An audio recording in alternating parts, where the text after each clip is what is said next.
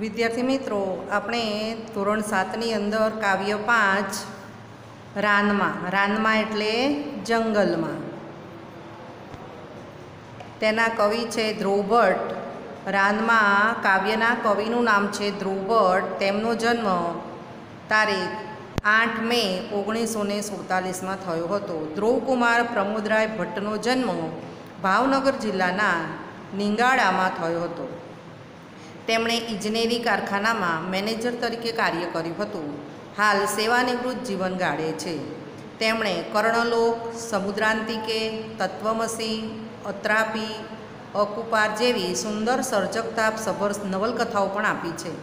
ખોવાયેલું નગર તેમનો કિશોર કથાનો સંગ્રહ છે. શૃણવંતુ અને ગાય તેના ગીત નામે 2 કાવ્ય સંગ્રહો પણ તેમણે આપ્યા છે. તેમની કૃતિઓના અંગ્રેજી, હિન્દી, મરાઠી તેમજ ઉડિયા ભાષાઓનો અનુવાદ થયા છે. ચોમાસું આવશે તો આસપાસ કયા કયા ફેરફારો થશે તેવી વાત કલ્પનાઓની હારમાળાથી કવિ આપણને સમજાવે છે. ચોમાસાનો પ્રસાર રાનમાંથી મેદાનમાં, પછી મકાનમાં અને પાનમાં થતાં આપણા અંતર્મન સુધી થઈ જાય છે. અહીંયા કવિ શું કહે છે? ચોમાસું આવશે એટલે આપણી આસપાસ કયા કયા ફેરફાર થવાના છે તેની કલ્પનાની હારમાળામાં કવિ આપણને સમજાવે છે. તો ચોમાસું ક્યાંથી ક્યાં સુધી પહોંચે છે? ચોમાસું આવે, વરસાદ પડે છે, તો એ વરસાદ જંગલમાં, એટલે તમે જુઓ કે જંગલમાં 12 મહિના કોઈ પાણી આપતું નથી, પરંતુ ચોમાસું આવે એટલે જંગલની એનો દેખાવ આખો ફરી જાય છે. મેદાનમાં આવે, મેદાનમાં ક્યાંય તમે ઉનાળામાં જુઓ, શિયાળામાં જુઓ, તમને ક્યાંય લીલોતરી જોવા ન મળે, પણ ચોમાસું આવે એટલે ત્યાં પણ બધે ઘાસ ઉગી નીકળે છે. અને પછી મકાનમાં એટલે વરસાદ પડતો હોય ત્યારે તમે જુઓ કે બારીમાંથી, દરવાજામાંથી, ખુલ્લી જગ્યા હોય ત્યાં વાછંટ આવતી હોય છે, વાછરોટ. તો તેનાથી એમ કે વરસાદ છે કે આપણા ઘર સુધી પણ પહોંચી જાય છે. અને તમે જુઓ કે વરસાદ આવે છે એટલે બધી લીલોતરી ઉગી નીકળે એટલે તમને તમારા મનને આમ શાંતિ થાય છે અને પાનમાં થતાં આપણા અંતર્મન સુધી પહોંચી જાય છે. તો હવે આપણે કાવ્ય જોઈએ. ક્યાંક ચોમાસું ગાજે છે રાનમાં. અહીંયા શું કહે છે? કવિ કહે છે ક્યાંક આ ચોમાસું એટલે કે ચોમાસું વરસી રહ્યું છે. વાડ પર સૂતેલી સગડેલી લાશ હવે નીતરતી થાશે મેદાનમાં. જે વાડ પર સૂતેલી સગડેલી લાશ છે, વાડ તમે જુઓ છો કે એ ખેતરની ચારે બાજુ જે કાંટાળા થોર ઉગી નીકળ્યા હોય છે, એટલે કે હદ, ખેતરની હદ હોય છે, એ હદની ત્યાં વાડ કરેલી હોય છે. એટલે કોઈના ખેતરમાં કોઈ ઢોર ન પેસે અથવા તો કોઈ જઈ ન શકે એટલા માટે. તો એ વાડ ઉપર જે લીલાશ હોય છે, થોરિયા ઉગેલા હોય છે, કોઈ વેલો ચડેલી હોય છે, એ બધી લીલાશ હવે મેદાનમાં આવી જશે. કેમ? તો મેદાનમાં આમ તો ઘાસ ઉગતું નથી, પણ જ્યારે ચોમાસું આવે છે તો ચોમાસામાં પાણી પડવાના કારણે ગમે ત્યાં ખાલી જગ્યા હોય તો પણ ત્યાં ઘાસ ઉગી નીકળે છે. ઊંચેથી આરપાર સરતું આકાશ હવે ઉતરશે ધોધમાર હેઠું. જો અહીંયા શું કહે છે? આકાશમાં કાળા કાળા વાદળાઓ બરાબર ઘેરાયેલા હોય છે, એટલે અહીંયા કવિ કહે છે કે આકાશ હવે નીચે ઉતરશે. આમ તો આકાશ નીલ રંગનું હોય છે અને વાદળાઓ બરાબર ઘેરાયેલા હોય છે, પાણી ભરેલા હોય છે, એટલે હવે કવિ કહે છે કે એ આકાશ હવે ધોધમાર, જેમ વરસાદ વરસશે એમ જાણે આકાશ નીચે, હેઠું એટલે નીચે ઉતરશે, ઉપરથી નીચે આવશે, એમ કે આખું આકાશ. ભીંજાતા વાયરાઓ વહેશે સંદેશા કે ધાર ધાર બેઠું. ચોમાસું ધાર ધાર બેઠું. અહીંયા શું કહે છે? ભીંજાતા વાયરાઓ. હવે વરસાદ વરસે એટલે પવનો પણ ભીંજાઈ જાય.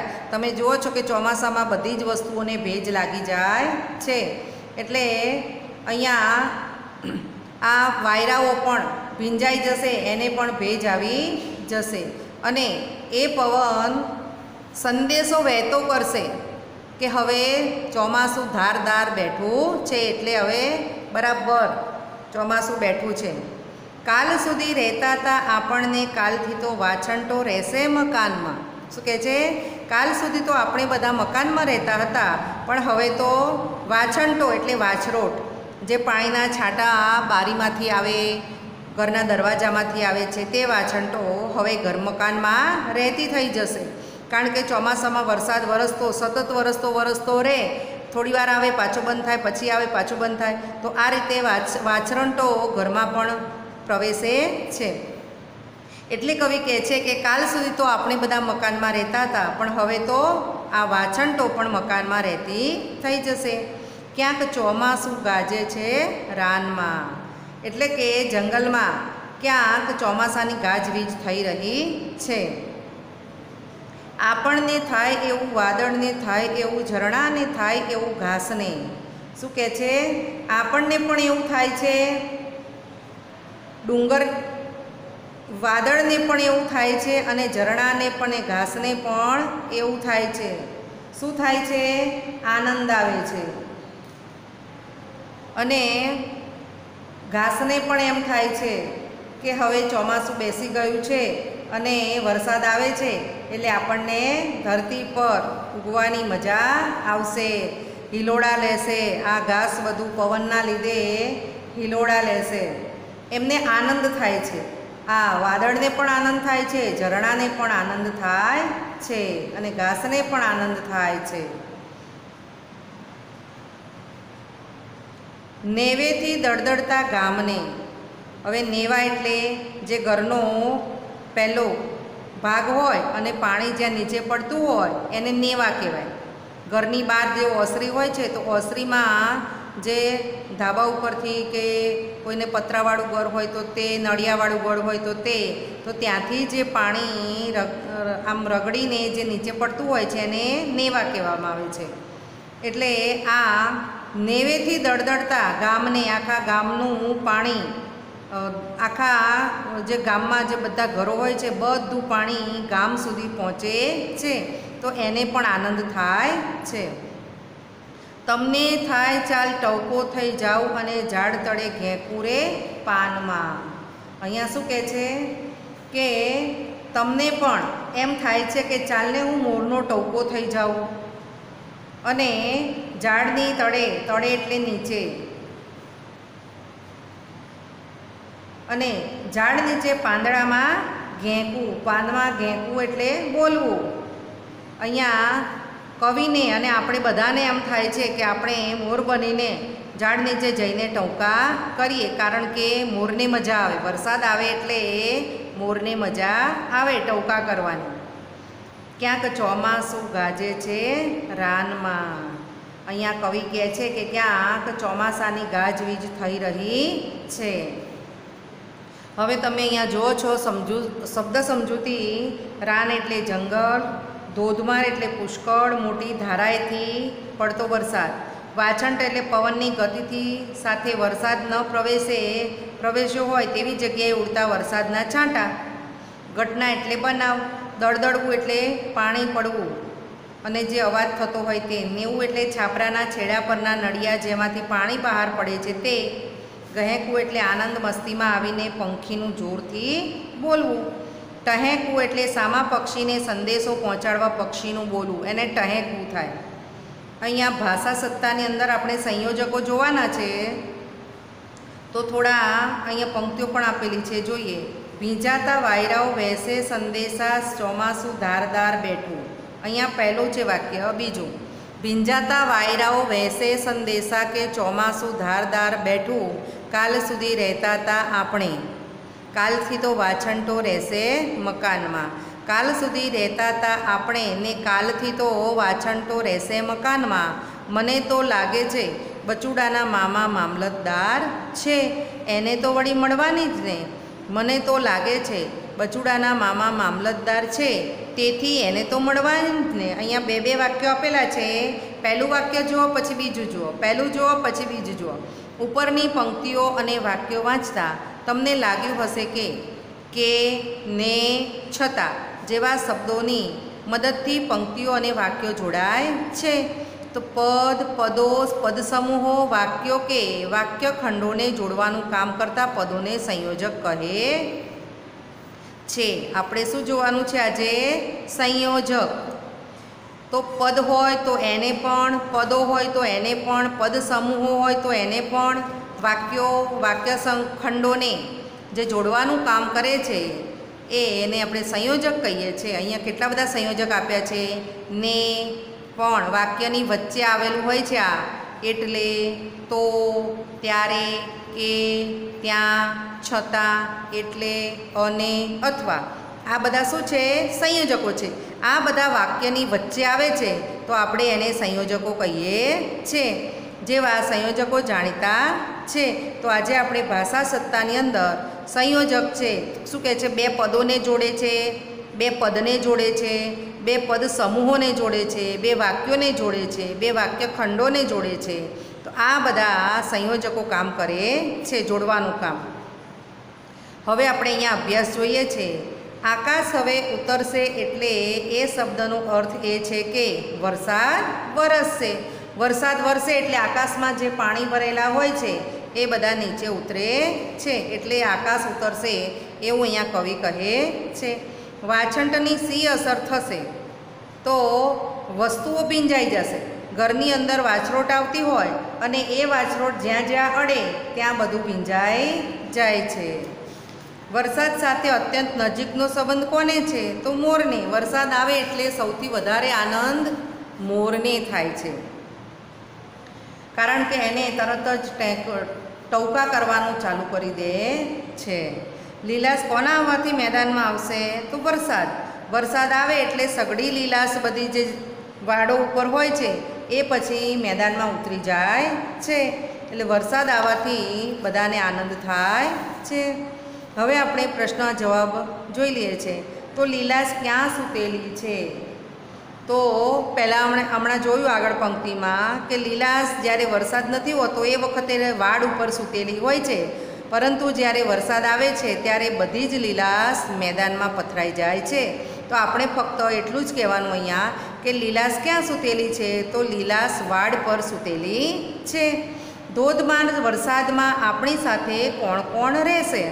તો ધોધમાર વરસાદની સાથે આપણી સાથે વાદળા, ઝરણા, ઘાસ, ડુંગર તેમજ આખું ગામ રહેશે. આમાં આપણે કાવ્ય પંક્તિમાં જોયું ને કે અમને પણ થશે, તમને પણ થશે, આ ડુંગરને પણ થશે, આ વાદળને પણ થશે, એટલે બધાને આનંદ થાય છે અને આપણે બધાએ આપણે સાથે રહીએ છીએ. વરસતા વરસાદમાં કોને કોને ઝાડ તળે ઘેંકવાનું મન થાય છે? તો વરસતા વરસાદમાં સૌ કોઈને, બધાને એમ થાય છે કે લાવને મોર થઈને ઝાડ નીચે ટહુકા કરું. એટલે બધાને ઝાડ નીચે ઘેંકવાનું મન થાય છે, એટલે ટહુકા કરવાનું મન થાય છે. રાનમાં કાવ્યના કવિનું નામ શું છે? તો દરેક પાઠ અને કાવ્ય જે ચાલ્યા છે તો એ બધા જ પાઠ અને પાઠના લેખકોના નામ અને કાવ્યના કવિઓના નામ દરેક વિદ્યાર્થીએ મોઢે કરી નાખવાના. ફક્ત 5ના જ કરવાના છે. 1થી તે 5 પાઠ, એમાં પાઠ અને કાવ્ય બંને અલગ અલગ છે. 2 પાઠ હશે તો 3 કાવ્ય હશે, 2 કાવ્ય હશે તો 3 પાઠ હશે. તો એના લેખકના નામ દરેક વિદ્યાર્થીએ મોઢે કરવાના છે. અહીંયા રાનમાં કાવ્ય છે તેના કવિનું નામ છે ધ્રુવ ભટ્ટ, તો એ પણ આપણે યાદ રાખવાનું છે. હવે આપણે સ્વાધ્યાય જોઈએ છે. સ્વાધ્યાયમાં નીચેના પ્રશ્નોના વિચારીને ઉત્તર લખવું. અહીંયા આપણે જાતે વિચાર કરવાનો છે, તમારો અનુભવ અહીંયા કહેવાનો છે. વરસાદમાં ભીંજાવાનો અનુભવ તમારા શબ્દમાં લખો. તમે બધા જ અત્યારે ચોમાસું ચાલી રહ્યું છે, ઘણા બધા વરસાદમાં ભીંજાતા હશો, તો તમને કેવો અનુભવ થશે? તો અહીંયા હું તમને એક બાળકનો અનુભવ કહું છું, એના ઉપરથી તમારે તમારો પોતાનો અનુભવ કહેવાનો છે. તો વરસાદમાં ઘરમાં પુરાઈ રહેવું કોને ગમે? ન ગમે. વરસાદ પડે એટલે બધા મમ્મી સાથે શું કરે? જીભા જોડી કે મારે બહાર પલળવા જવું છે, મારે બહાર રમવા જવું છે. સૌ બાળકો ઘરમાંથી દોડી જાય છે અને વરસાદની જોરદાર ધારાઓ ઝીલવાનો આનંદ લેતા હોય છે. પોતાના માથા ઉપર ધાર પડતી હોય છે, ખુશ ખુશ થઈને બાળકો ખેલકૂદ કરતા હોય છે, પાણીમાં છપછપિયા કરતા હોય છે. તો આપણને પણ આવું કરવાની ખૂબ મજા આવે છે અને વરસાદમાં નાતા નાતા પાછા ગાતા પણ હોય છે. આપણે બે પંક્તિઓ છે ને કે આવરે વરસાદ, ટેબરિયો પરસાદ, ઊની ઊની રોટલી અને કારેલાનું શાક, આવું આપણે બધા છોકરાઓ નાતા નાતા ગાતા હોય છે. તો વરસાદમાં આવી મજા આવે છે બીજા એક બાળકને, તો તમને શું થાય છે તમારે અહીંયા લખવાનું છે. બીજો સવાલ છે, ચોમાસામાં તમારી આસપાસ કયા કયા ફેરફાર જોવા મળે છે. તો અહીંયા તમારું ધારો કે ઘર છે, ઘરની આજુબાજુમાં ક્યાંય પાકું કરેલું ન હોય, રેતી હોય, તો ત્યાં ચોમાસું આવતાની સાથે જ ત્યાં બધું અનેક પ્રકારનું જુદું જુદું ઘાસ ઉગી નીકળે છે. પછી ત્યાંથી આપણે આગળ જઈએ તો મેદાનમાં આપણો કોમન પ્લોટ હોય સોસાયટીની અંદર, તો ત્યાં પણ ઘાસ ઉગી નીકળે છે. પછી રસ્તાઓ ઉપર ક્યાંય રેતીવાળી જગ્યા હોય તો ત્યાં પણ ઘાસ ઉગી નીકળે છે. તો આ રીતે અહીંયા ચોમાસું આવે એટલે આજુબાજુના જે ઝાડ પાન હોય છે બધા લીલા લીલા થઈ જાય છે અને એકદમ પવનમાં લહેરાવા લાગે છે. તો આ રીતે ચારે બાજુ વરસાદની, તો વરસાદ સૌથી પહેલાં વરસાદ પડે તો તમે જુઓ કે માટીની એટલી સરસ સુગંધ આવે કે બધા એકદમ આનંદ વિભોર થઈ જઈએ છીએ. તો આ રીતે આપણને આવા ફેરફાર જોવા મળે છે. મોટે ભાગે ચોમાસામાં કયા કયા પ્રાણી પક્ષીઓના અવાજ સાંભળવા મળે છે. તો મોટે ભાગે ચોમાસામાં સૌથી પહેલાં તો મોર બોલે એટલે ખબર પડે કે હવે વરસાદ આવવાની તૈયારી છે. પછી દેડકા, પછી તમરા તીણો તીણો અવાજ કરતા હોય છે અને દેડકા ડ્રાઉં ડ્રાઉં કરતા હોય છે. આખી રાત શાંત વાતાવરણ, વરસાદ વરસીને બંધ થઈ ગયા પછી દેડકા શરૂ થઈ જાય. તમે ઘણીવાર અવાજ સાંભળતા હશો. તમારા ગામમાં વરસાદ પડ્યો છે, તમારા મિત્રના ગામમાં વરસાદ પડ્યો નથી. તમારા મિત્રને ફોન કરી બંને વચ્ચે કેવા સંવાદો થાય છે તે તમે લખશો અહીંયા. તો એક જગ્યાએ તમે જ્યાં રહેતા હો ત્યાં વરસાદ આવે અને તમારો મિત્ર બીજે ગામ રહેતો હોય અને ત્યાં વરસાદ ના આવે, અથવા તો બીજા એરિયામાં રહેતો હોય ને ત્યાં વરસાદ ન પડ્યો હોય અને તમે ફોન કરો છો, તો તમે શું વાત કરશો? તો તમે કહેશો કે કેમ છે, શું સમાચાર છે? તો તરત જ કહેશે કે તને મળવા આવવાનો હતો પણ આ અઠવાડિયાથી વરસાદ જ બંધ રહેતો નથી, બહુ વરસાદ પડે છે એમ કે અહીંયા તો. એટલે પછી સામેવાળો શું કહે છે, હા અમે છાપામાં વાંચ્યું કે તારા ગામમાં બાજુ બહુ જ વરસાદ છે. એટલે મહેશ પછી શું કહે, મિત્ર શું કહે છે, અહીં તો બહુ વધારે છે, ઘણું નુકસાન થયું છે, 3-4 જૂના મકાનો પણ પડી ગયા છે અને એક જૂનું ખખડધજ એક ઝાડ હતું એ પણ પડી ગયું છે. આપણે આવું બધું ઉમેરીએ અંદર. પછી મિત્ર સામે કહે છે કે ગામમાં તળાવમાં નવું પાણી આવ્યું હશે નહીં, એમ કે વરસાદનું પાણી તળાવમાં ઉમેરાયું હશે ને? તો કે હા, પણ કે અમારા ગામમાં તો એક છાંટો પણ વરસાદ નથી અને ઉકળાટ તો એટલો બધો છે કે માણસો અને પશુ પંખીઓ બધા હેરાન પરેશાન થઈ ગયા છે. તો આ રીતે તમે વાતચીત કરી શકો છો.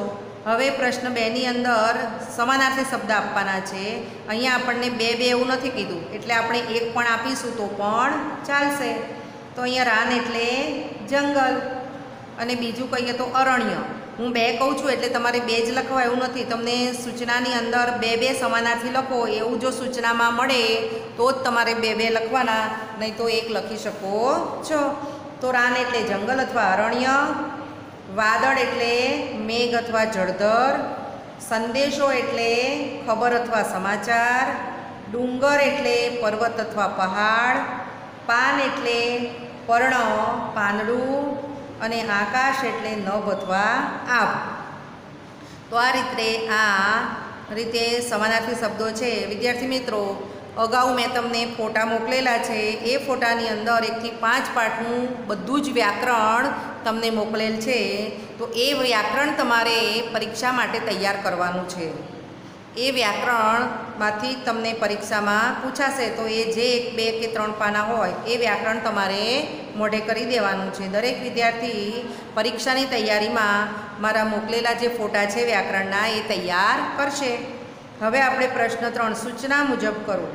નીચેની પંક્તિઓમાં દર્શાવેલો ભાવ દર્શાવવા કવિએ કઈ પંક્તિઓ વાપરી છે તે આ કાવ્યમાંથી શોધીને લખો.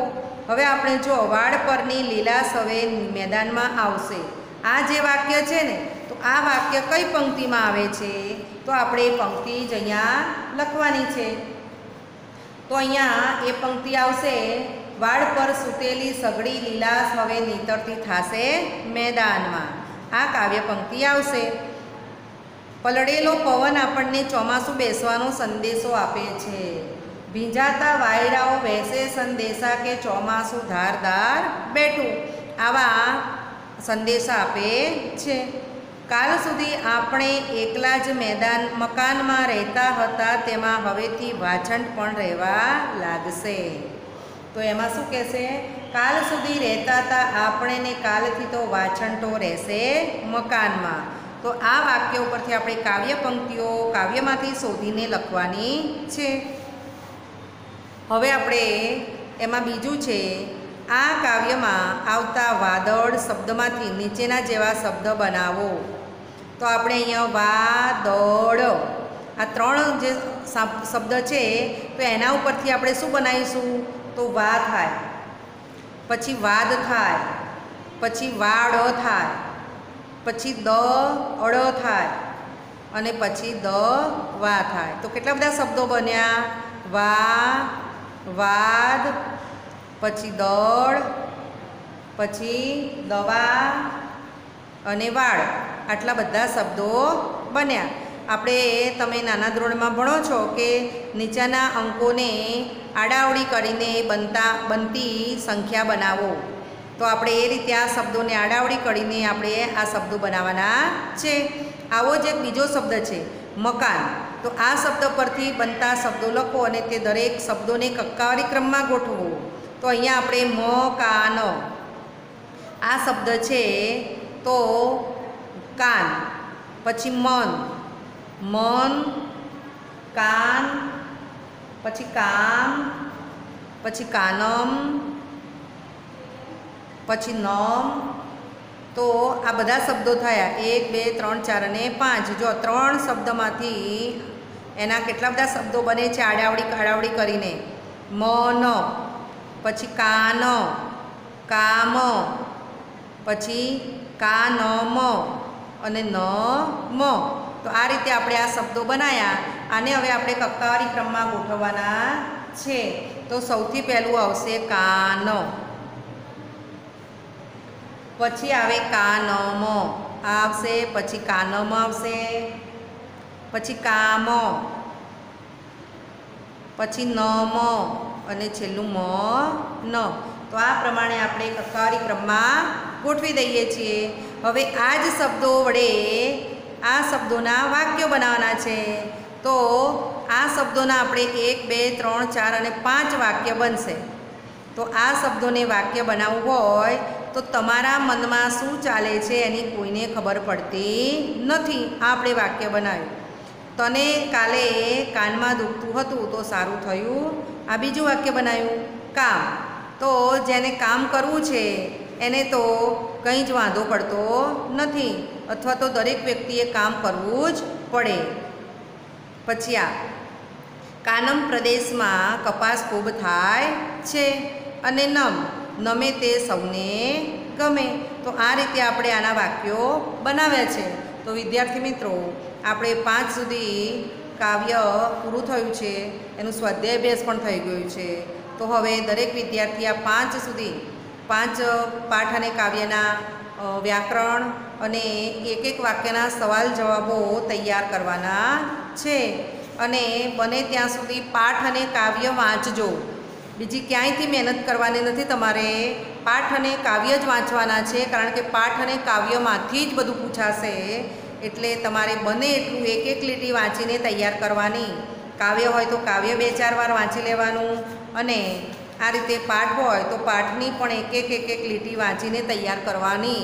જો આ રીતે તમે વાંચશો તો તમને પાઠની કઈ લીટીમાં કયું વાક્ય છે એ પણ તમને ખબર પડશે, અને અહીંયા ક્યાંથી શું પૂછાય છે એ પણ તમને ખબર પડશે. કયો પાઠ છે, એમાં એ પાઠમાં શું આવે છે એની પણ સમજણ પડશે. તો આ રીતે તમારે 1 થી 5 પાઠ તૈયાર કરવાના છે. અને ફરી કહી દઉં કે વ્યાકરણ તમને અગાઉ મોકલેલું જ છે, તો એ વ્યાકરણ તમારે તૈયાર કરવાનું છે.